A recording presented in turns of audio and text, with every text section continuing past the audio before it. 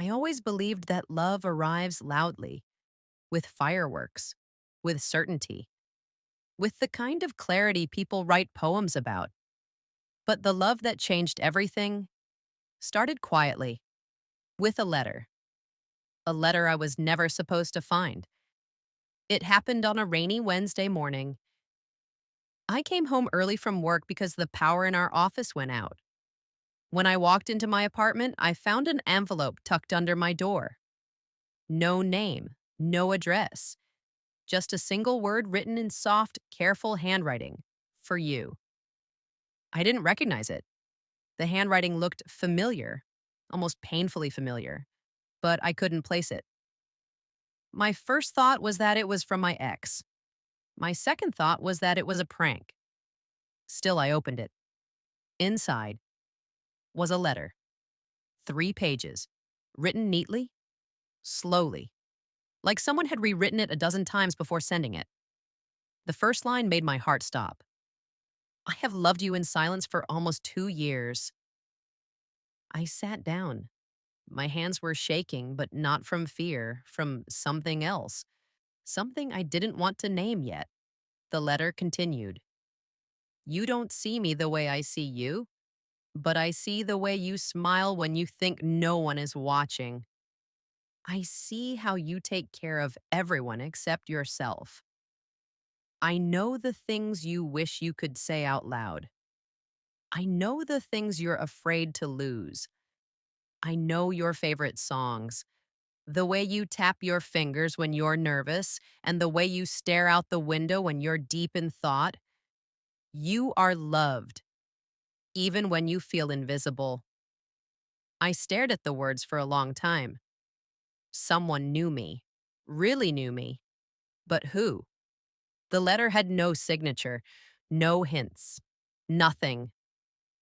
For the next few days, I became obsessed. I looked at everyone differently, every friend, every coworker, every neighbor. Who would write something so gentle and not sign their name?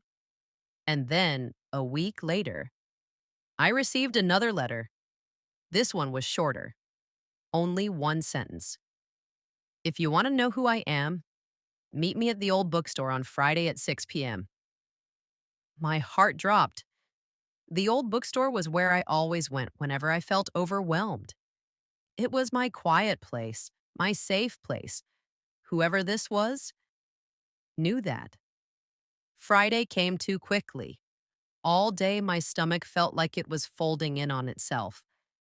By the time I reached the bookstore, my hands were cold. The bell over the door chimed softly.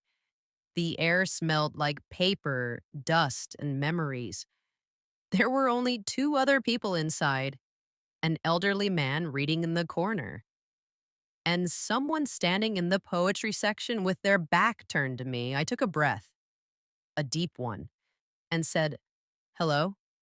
The person turned around, and I froze. It was Liam, my longtime friend, the one I shared coffee breaks with, the one I trusted with everything except my own feelings, the one who always showed up when I needed someone, even before I asked. He looked nervous, more nervous than I'd ever seen him. I didn't want to scare you, he said quietly. I just didn't know how to tell you what I felt. And I thought if I said it face to face, you would run. I swallowed hard because he was right. I probably would have run.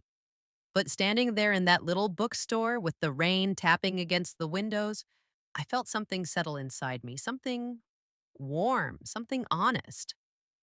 I read your letters, I whispered. He smiled just a little. Yeah, I hoped you would.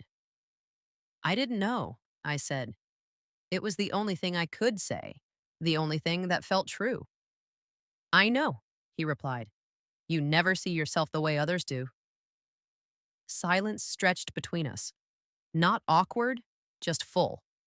Full of things I was finally ready to feel. Then he took a small step closer. Only one. Enough to ask a question without speaking. I didn't step back. That was my answer. His shoulders relaxed. He let out a breath he'd probably been holding for months, maybe years. I don't want to rush you, he said softly. I don't expect anything. I just wanted you to know the truth. And then, for the first time, I realized something. I had been waiting for love to knock loudly on my door, but real love had been whispering beside me the entire time. I looked up at him.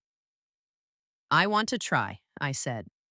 My voice was shaking, but steady enough. He froze, then smiled the gentlest smile I'd ever seen. And just like that, the letter I was never meant to read became the beginning of everything.